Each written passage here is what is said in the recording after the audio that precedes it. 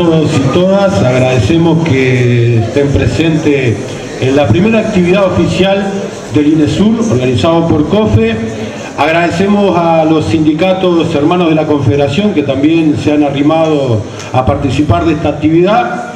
Ya comenzaremos dándole la palabra a nuestro compañero Luigi Bassano para que presente un poco todo. Luigi. Muchas gracias, compañeros y compañeras. No es la primera actividad del INESUR, debía corregir, Danubio. La primera fue el 10 de diciembre pasado, cuando hicimos la presentación en sociedad de nuestro Instituto de Estudios Sindicales, Universindo Rodríguez. Esta es la primera actividad del año y con esta actividad damos comienzo a un plan de acciones y eventos y actividades que se enmarcan en lo que es el 50 aniversario de nuestra confederación. Cuando nosotros presentamos el INESUR en diciembre del año pasado, planteamos que tenía varios objetivos fundamentales. En primer lugar, la investigación en los temas vinculados al desarrollo de la acción sindical dentro de la administración pública y en general, la formación de los compañeros, la capacitación de nuestros militantes y también la preparación a través de la elaboración de los elementos fundamentales para poder sustentar la acción política sindical que nosotros llevamos adelante en nuestros distintos sindicatos. Definimos algunas áreas desde el comienzo, áreas que ya han empezado a trabajar de a poco, como todo comienzo, vamos acomodando los zapallos en el carro, pero efectivamente ya hay equipos funcionando, hay un equipo de compañeros trabajando en todo lo que tiene que ver con la ecología, el medio ambiente y sobre todo el desarrollo basado en posibilidades de sustentación de la economía del país. Hemos definido un área que tiene que ver con lo jurídico laboral, que está vinculado al tema de la negociación colectiva y los derechos laborales de los trabajadores, un área que tiene que ver con el Estado y la reforma del Estado, un equipo de compañeros que están trabajando en la reconstrucción de la historia de la Confederación, arrancando con el Congreso Fundacional del año 1964, y bueno, y un equipo, un área que está vinculado a los temas económicos, que justamente es responsabilidad del compañero Antonio Elías, que además es el director del instituto. El tema que nos convoca hoy, compañeros, es todo lo que tiene que ver con el salario, el poder adquisitivo de nuestros sueldos y su relación con la inflación, fundamentalmente. Creemos que es un tema muy oportuno, porque en estas últimas semanas, en estos últimos meses, nosotros hemos asistido a un crecimiento muy importante del índice de precios al consumo que de alguna manera pone de manifiesto efectivamente una rebaja del salario real de los funcionarios públicos en particular y de los trabajadores en general. Nosotros estamos atrás de estos temas, compañeros, desde siempre, porque para nosotros el tema del salario es central, es un eje fundamental de nuestra actividad, pero ha cobrado especial importancia a partir del año 2011, fundamentalmente, cuando entró en vigencia el artículo 4 de la Ley de Presupuesto, la Ley 18.719, que de alguna manera marcó las pautas para lo que es digamos, los ajustes de los trabajadores de la administración central. Nosotros rechazamos ese artículo, protestamos, nos quejamos, peleamos, luchamos para que efectivamente no estuviera dentro de la Ley de Presupuesto. Más allá de que reconocemos en el artículo alguna virtud. La virtud es que el artículo plantea que el funcionario público no debe perder salario real. O sea, está previsto que los ajustes tiendan justamente a defender el poder adquisitivo de nuestro sueldo. Pero lo denunciamos por el hecho de que consideramos que efectivamente es restrictivo respecto a lo que es la negociación colectiva, porque de alguna manera predetermina cómo van a ser nuestros ajustes y no deja margen ninguno para que nosotros podamos pelear por un incremento, por una recuperación, por un crecimiento. Y en lo que tiene que ver con el mantenimiento del salario real, bueno, está en entredicho, porque justamente hemos visto que a través de mecanismos, particularmente este 1 de enero y el ajuste del 2013 también, ese principio ha sido tergiversado. Y el mecanismo de ajuste por inflación ha tenido como consecuencia que nosotros viéramos a nuestro salario disminuir. Esto es uno de los temas centrales a los cuales se va a referir el compañero Antonio Elías cuando haga la presentación del documento. Cómo el Poder Ejecutivo, operando sobre el IPC, ha determinado de alguna manera que nosotros perdiéramos salario. Que nosotros, que los trabajadores privados, que los jubilados, pero particularmente los funcionarios de la administración pública, porque nosotros ajustamos pura y exclusivamente por IPC. No tenemos ni siquiera ni un punto de crecimiento o recuperación. Esto es, digamos, es clave y fundamental. ¿Qué es lo que perseguimos con esto, compañeros? Darle los elementos a nuestros militantes, a nuestros dirigentes, para que esto sea multiplicado en reuniones, en asambleas, preparándonos para la lucha. Nosotros tenemos planteado que hay que resolver alguna forma de poder disminuir lo que ha sido la pérdida salarial de estos últimos años. Y tenemos que pensar que estratégicamente es clave y decisivo cambiar las reglas de juego y que nuestros salarios no ajusten por el artículo 4, sino que efectivamente se cumpla a rajatabla con la ley 18.508, que es la ley de negociación colectiva para el sector público. O sea, estamos dándole los elementos a los compañeros para que expliquen lo que ya nuestros compañeros visualizan cuando van a la feria, cuando van al boliche o cuando tiene que desembolsar el pago de una cuota o de cualquier elemento que consuman. La gente sabe que hemos perdido salario. Lo que pretendemos con esto, lo que pretende el INESUR, lo que Antonio va a explicar, son los elementos que efectivamente nos permiten a nosotros fundamentarlo mejor, para poder dar esa discusión que todos necesitamos a los efectos de procesar la acumulación de fuerza que en un futuro nos dé a nosotros la capacidad para luchar por nuestra plataforma reivindicativa. En un año que es clave, decisivo y fundamental, por varias cosas, ¿no? Primero porque es un año electoral y por lo tanto es un año de confrontación de ideas y de programa. O sea, nosotros tenemos que levantar muy altas las banderas de lo que son los reclamos y exigencias de la Confederación a los efectos de ir preparando las condiciones para lo que va a ser el próximo quinquenio. Pero además, este es el año del Congreso de la Confederación y este es el año del 50 aniversario de COFE. 50 aniversario de COFE, que de alguna manera hoy estamos con esta actividad inaugurando y presentándole a todos ustedes. Aniversario de COFE, que se conmemora el 24 de agosto de este año, que nosotros lo vamos a celebrar a lo largo de varias semanas porque tenemos una serie de eventos, de acciones, de iniciativas previstas, algunas de las cuales son muy creativas, muy novedosas y que vamos a ir dando a conocer a lo largo de las próximas semanas y próximos meses. Entonces, yo para darle la palabra a Antonio Elías, que es nuestro asesor y director del INESUR, decirle, bueno, compañeros, hoy el tema de la inflación y lo que ha aumentado el costo de la vida en enero y febrero ha puesto este tema arriba de la mesa con una fuerza que nosotros ni siquiera pensábamos. Más, cuando los compañeros elaboraron y trabajaron en este documento, algunas de las últimas medidas no se conocían.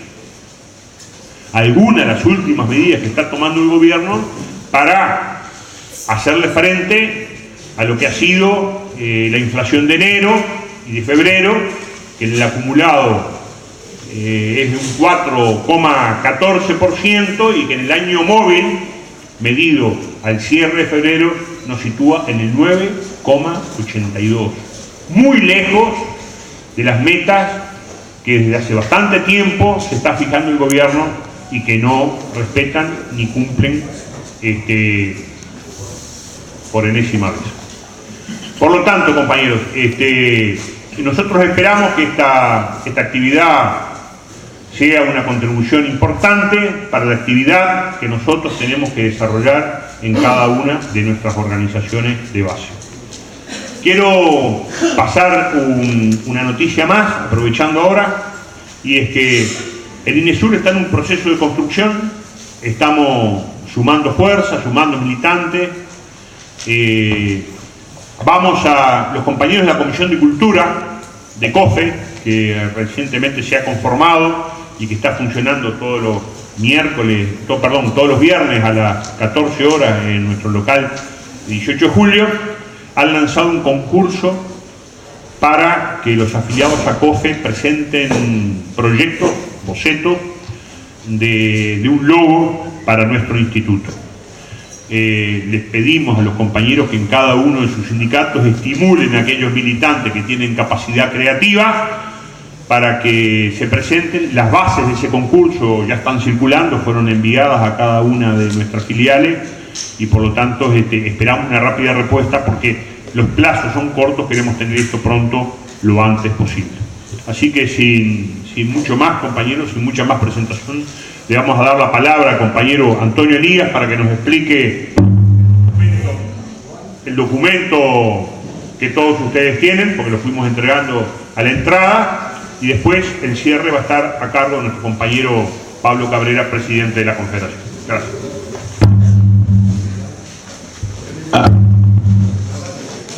Agradecemos al compañero Luigi Bassano.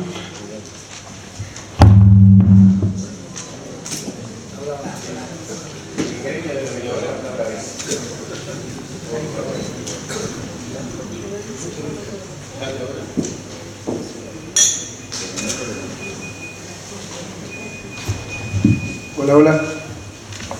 ¿Bien? ¿Está bien? Sí. ¿Se oye? Bueno, buenas tardes, compañeros. Es una gran satisfacción para nosotros, los que estamos trabajando en el INESUR, que haya una concurrencia tan fundamental de compañeros, de muy activos militantes y dirigentes de COFE en general, y compañeros de otros sindicatos que también están participando. El documento que vamos a presentar es un documento que tiene bastantes elementos técnicos, pero en sí lo que hace es retomar un trabajo que hemos realizado colectivamente a lo largo de los años, el producto del esfuerzo colectivo y de ir acumulando elementos a lo largo del proceso de mucha negociación y confrontación por lograr mejoras salariales. La introducción dice que el eje de la discusión económica hoy se centra en que el IPC anualizado es 9,82% y el gobierno y también el movimiento sindical discute sobre todo el movimiento sindical discute sobre ese valor y la importancia que tiene el 9,82% y la necesidad de que el IPC no llegue al 10% y eso se transforma en un problema casi fundamental. Nosotros entendemos que se deja de lado un tema clave para los trabajadores, la pérdida de poder adquisitivo del salario, que no empieza en el 982, empezó mucho antes.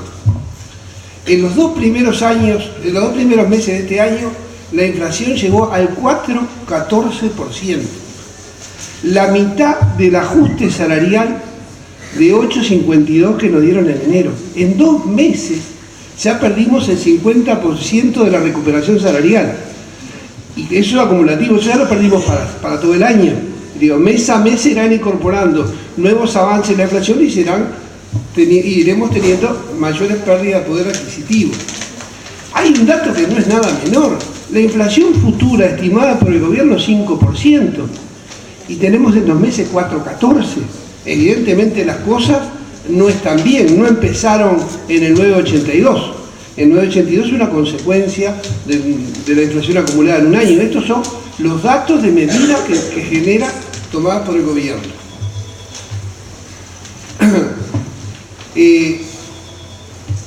¿Cuál es la clave de este proceso por el cual perdemos tanto salario?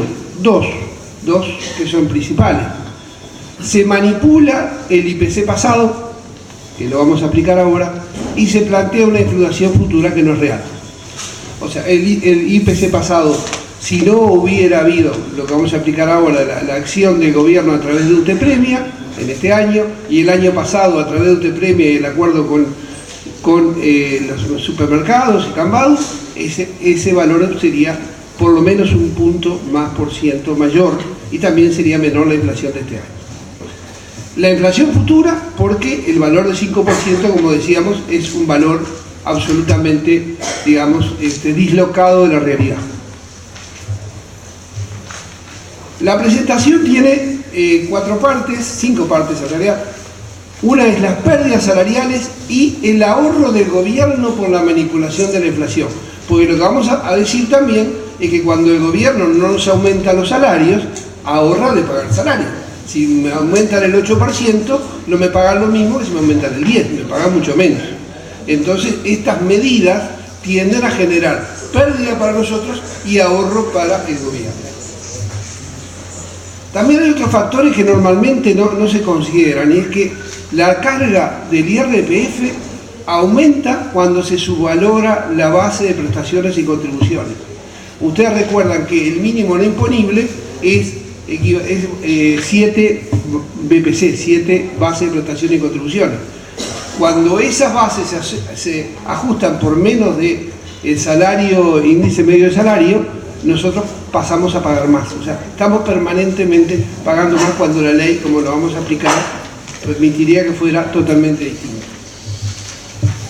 No se aplican leyes aprobadas que mejorarían el salario real, porque también sucede eso. Si ustedes recuerdan, y lo vamos a ver, hubo una ley que dijo que el mínimo no imponible iba a subir a 8 bases de prestaciones, estamos hablando de más de 2.000 pesos. Se dijo también que se iba a reducir el IVA en 2%. Nada de eso sucedió.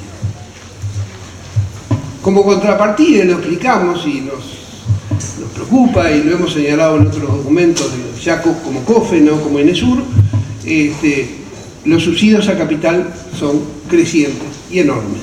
Y entonces vamos a tratar de, en el trabajo, comparar los que le dan a las grandes empresas y lo que no nos dan a los trabajadores. Y luego en el punto 5 plantearemos algunas conclusiones.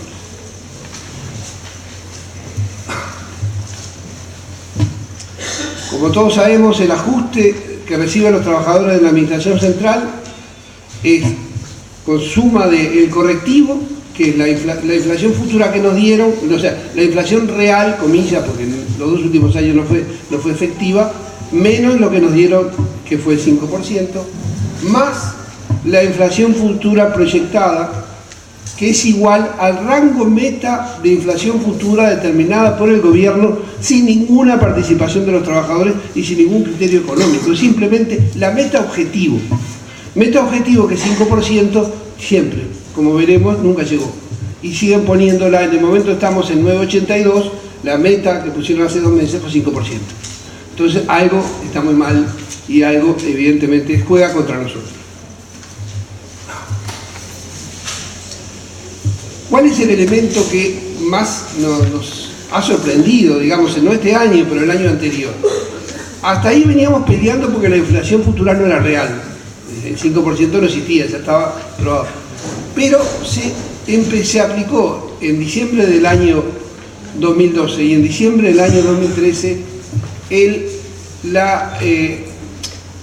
un beneficio del plan UTE-Premia que provocó deflación. ¿Por qué provocó deflación? Porque es muy importante el valor del plan UTE-Premia. O sea,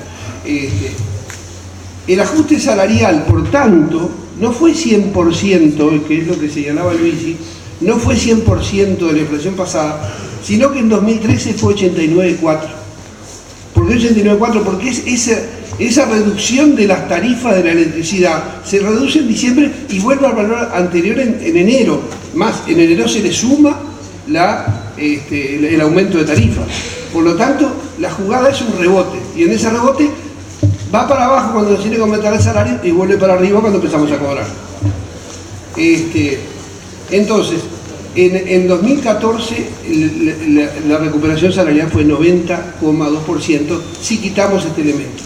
O sea, nosotros peleamos siempre por el 100%, como decía Luigi, en el artículo dice que debe mantenerse el salario real, pero la manipulación de esta medida hace que no suceda.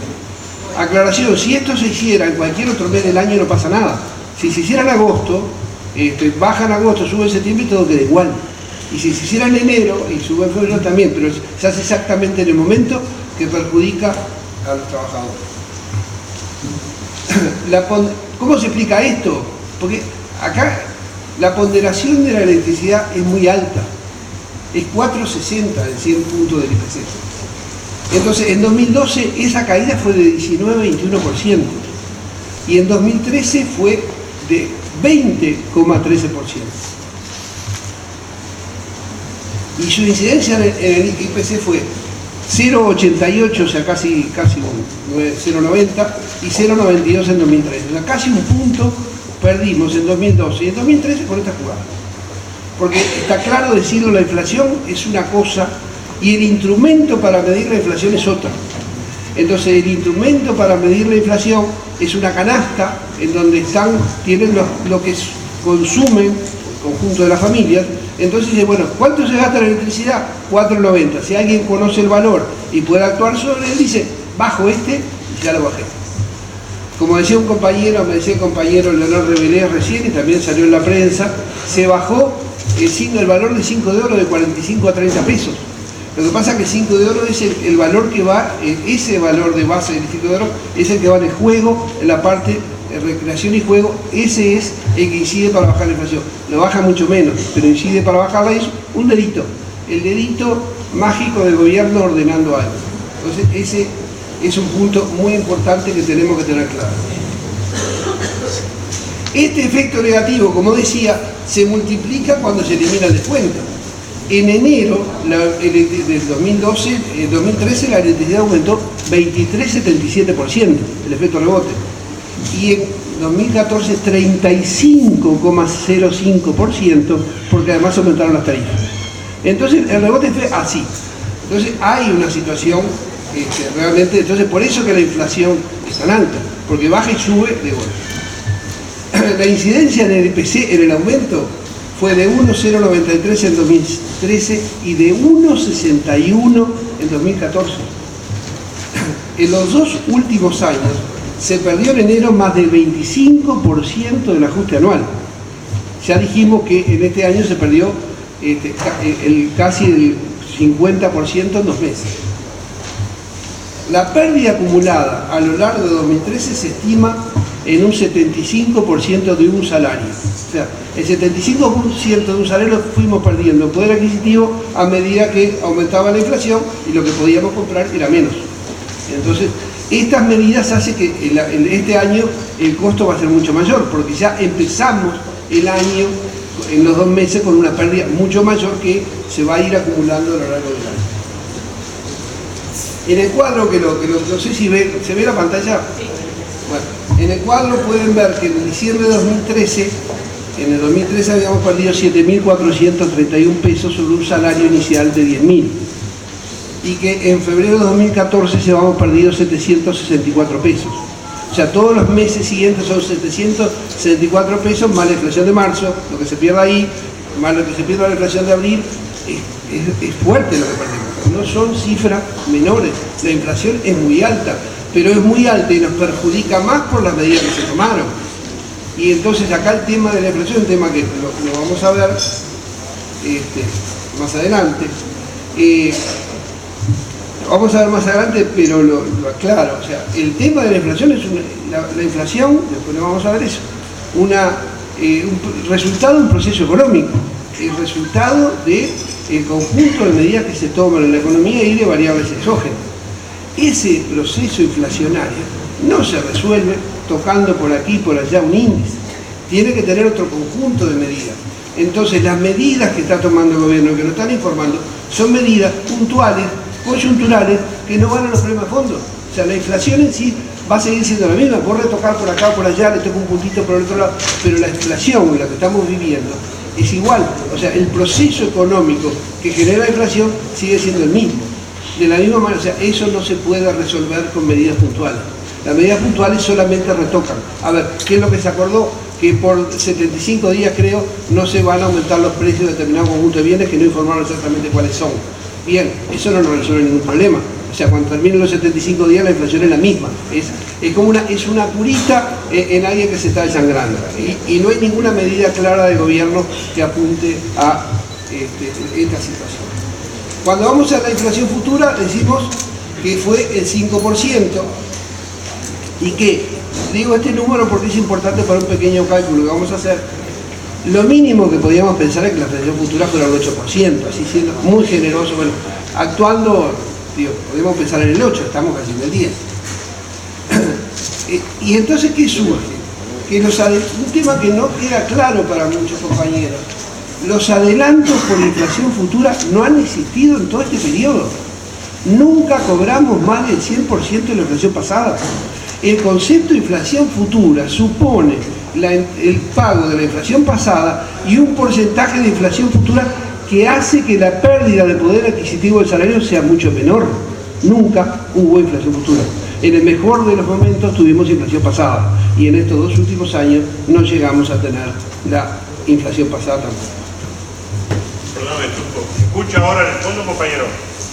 ¿Se escucha? Hay que hablar más fuerte. Hola, ¿así?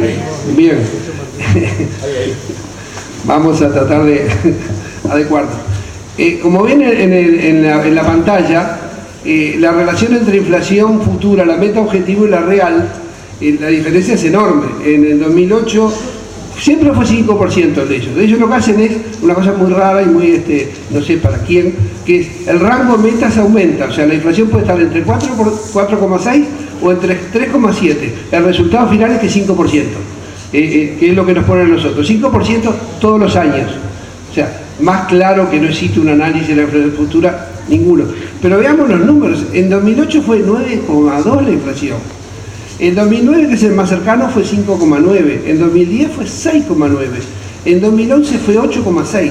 En 2012 fue 7,5, pero 7,5 menos un punto que le sacaron con la medida de premio.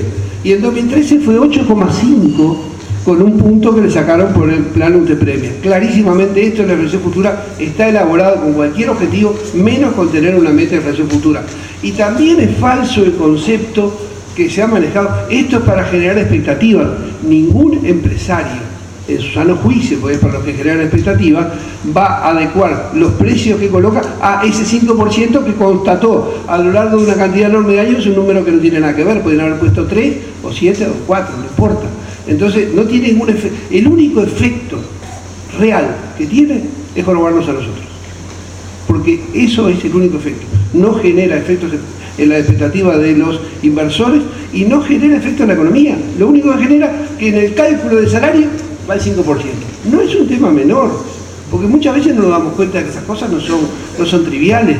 De la misma manera que cuando sube la inflación, el 5% no se arregla diciendo que el rango pasa de 3 a 7. Porque si sube la inflación, el rango debería correrse. En vez de ser de 4 a 6, debería de ser de 5 a 7 o de 6 a 8, no hacia abajo. No, o sea, el 5% está puesto por razones que nos afectan directamente a nosotros, porque nos perjudican, y nos beneficia a las cuentas públicas porque ahorran de pagar salarios.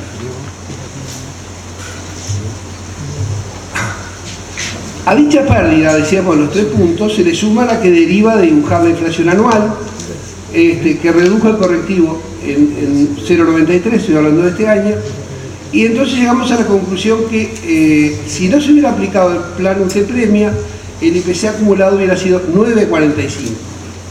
A ese 9,45 le sumamos el 3%, por lo menos, supuesto que la inflación futura le pusiéramos 8, podríamos ponerle 9 y estaríamos correctos.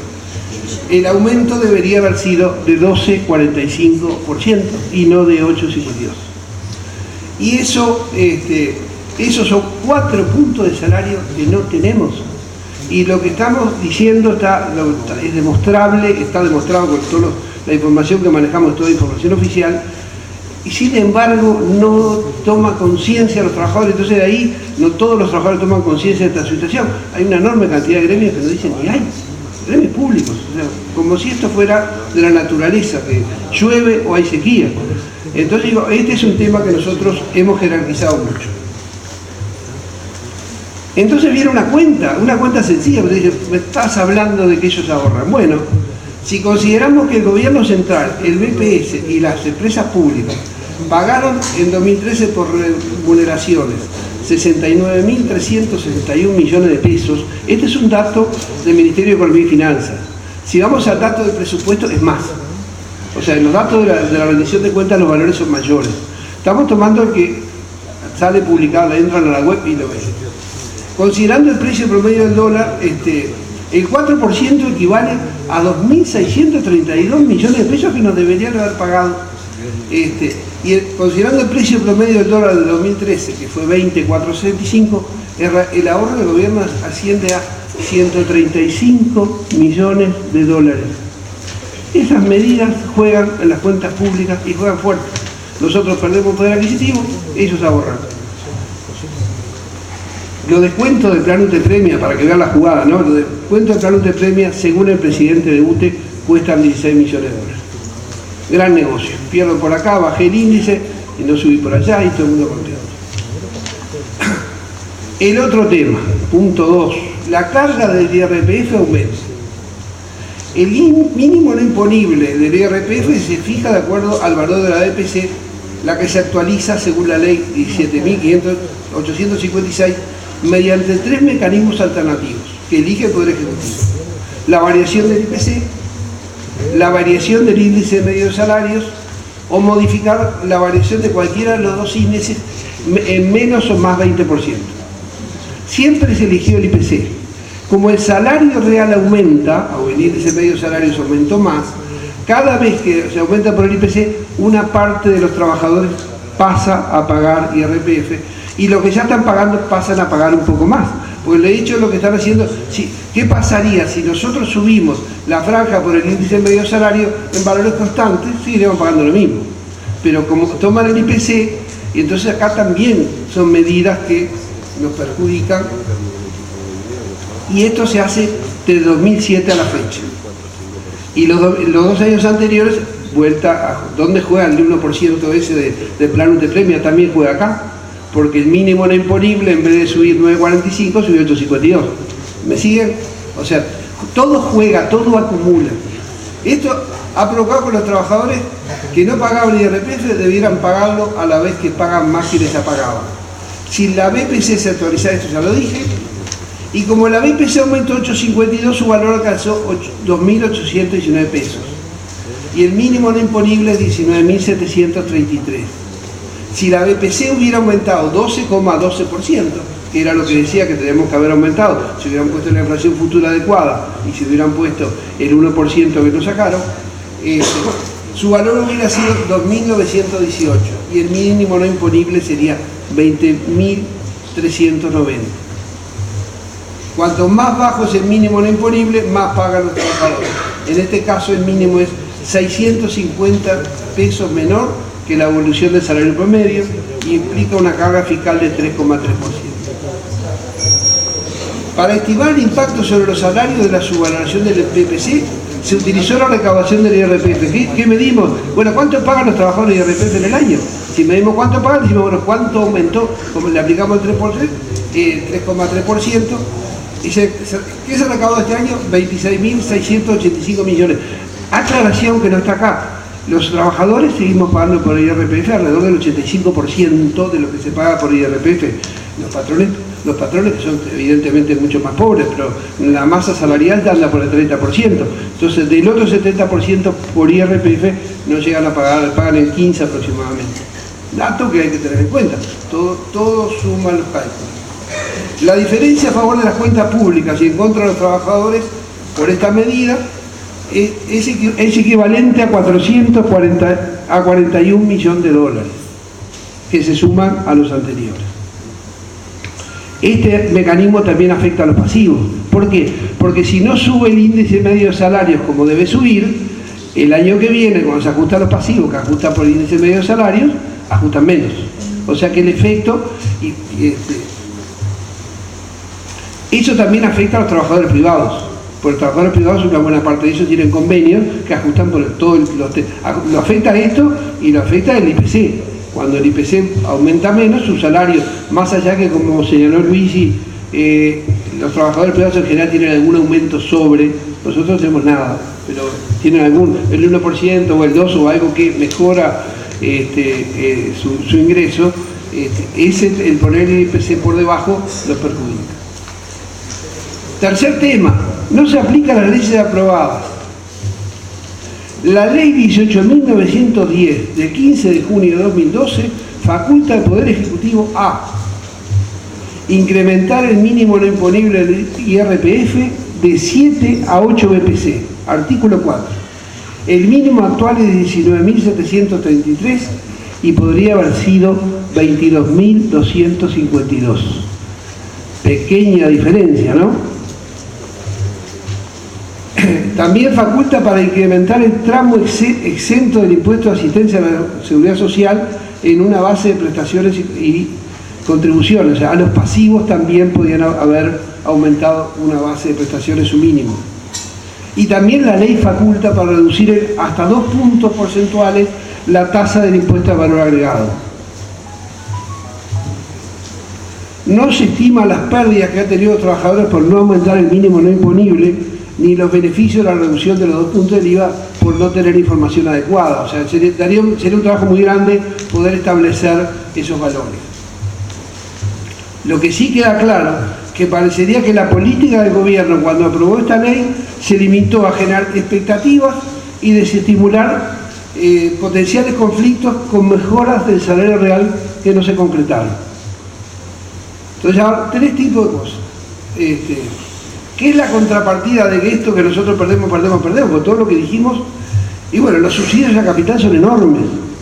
Eso es una información que la DGI publica anualmente y que en general tampoco se considera mucho. O sea, pasa. Hay un problema con la información pasa, y si no tenemos la capacidad de codificarla para que todos los compañeros y la población en general entienda de qué se trata, pasa como una suma de números. La información nos satura. El último informe de gasto tributario, así le llaman ellos, o renuncia fiscal, del 2012, dice que el impuesto a las rentas de las actividades económicas, o sea, lo que se subsidió fueron 16.807 millones de pesos, equivalentes a 1,66 del PBI. Estoy hablando de los subsidios a capitales.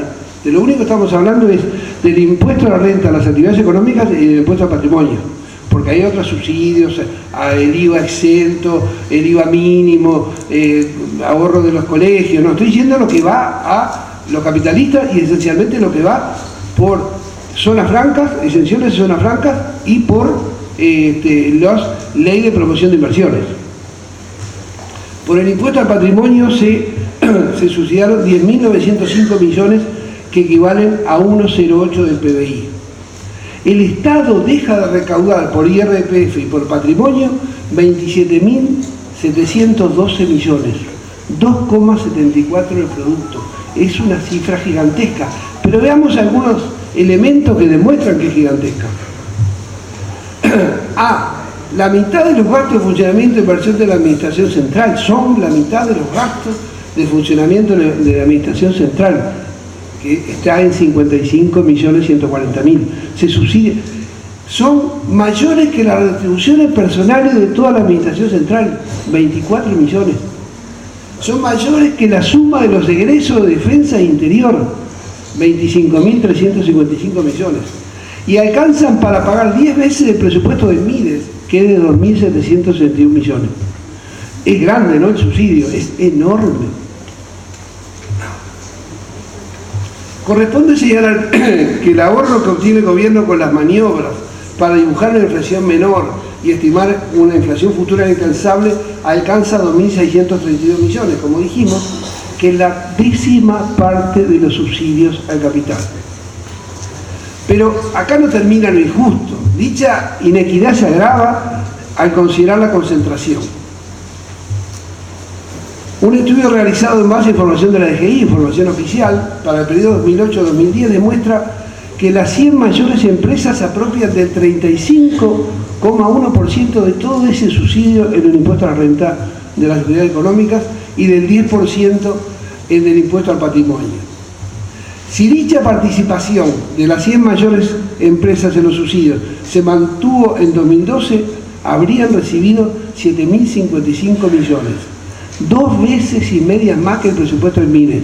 Las 100, hablamos de 100. O sea, cuanto mayor es la empresa, más subsidios tiene, porque si está exonerada de impuestos, todo lo que vende, entonces los subsidios, evidentemente la concentración es muy fácil de explicar, lo que no es muy fácil de explicar porque se hace. Algunas consideraciones finales, ya estamos terminando. El salario de los trabajadores del Estado sigue siendo una variable de ajuste de las cuentas públicas y los mecanismos que se aplican son diversos y complementarios. Esto es muy importante, uno suma con otro, no son cosas aisladas, una va encadenándose con el otro. Los trabajadores pierden cuando se ajusta el IPC acumulado anual por debajo de la inflación efectiva. B, la meta objetivo de inflación futura es mucho menor que la inflación futura estadística y económicamente previsible. Si tenemos un 9 no vamos a tener el año que viene 5, porque hay una inercia y porque no hay ningún elemento que lo pueda decir. Cuando se actualiza la base de prestaciones y contribuciones por valores mucho menores al incremento del índice medio de salarios, y cuando no se aplican leyes que permitirán subir el mínimo no imponible del IRPF a 8 BPC y reducir el IVA a 2 puntos. Para evitar que esto, bueno, pues estamos contándolo, ¿y qué vamos a hacer con esto? Bueno, para evitar que esto vuelva a suceder, habría que impedir que se apliquen nuevamente los descuentos del Plan UTE premia en diciembre. Pues no tenemos ningún problema que hagan descuentos, pero no lo hagan los descuentos cuando nos va a bajar el salario de nosotros. Modificar el artículo presupuestal que fija los criterios para ajustar los salarios. Habría que sacar, por ejemplo, el concepto, la meta objetivo de la coordinación macroeconómica y ubicar ese tema en el tema mínimo de la negociación colectiva. Actualizar la BPC como mínimo por el índice medio salarios. Debería ser usar ese 20% arriba para compensarnos de lo que nos dieron. De aplicar las facultades que otorga la ley para subir el mínimo no imponible. El tema del IRPF es escandaloso. Los trabajadores pagamos el mínimo imponible que no nos dan para vivir. Y además no es como el impuesto a la renta, que el impuesto a la renta es la diferencia entre lo que recibió y lo que gastó el empresario. Nosotros todo lo que recibimos, lo que gastamos no importa, salvo alguna reducción por el tema del bien. Algunas consideraciones finales. Reducir los subsidios a capital y aumentar los recursos disponibles para reducir al máximo la indigencia, la pobreza y la desigualdad. 2.7 del producto dedicado a esas cosas podrían modificar muy positivamente una gran cantidad de situaciones de absoluta precariedad. Por todo lo expuesto sostenemos que el eje de la discusión no debe estar en las medidas puntuales para reducir la inflación, sino en el estudio del impacto de las políticas del gobierno sobre el ingreso real de los trabajadores, teniendo muy en cuenta que los desequilibrios macroeconómicos como la inflación y el atraso cambiario, que es otro de los problemas que tenemos muy fuertes, no se solucionan con retoques cosméticos. Muchas gracias, compañeros.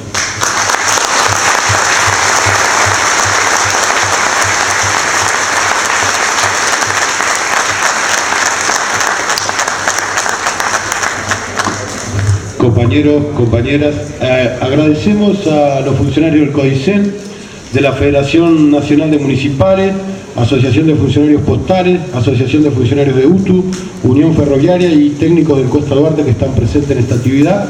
Continuando con la actividad, vamos a tener media hora para intervenciones de compañeros que quieran preguntarles a la mesa y nuestro compañero estará respondiendo.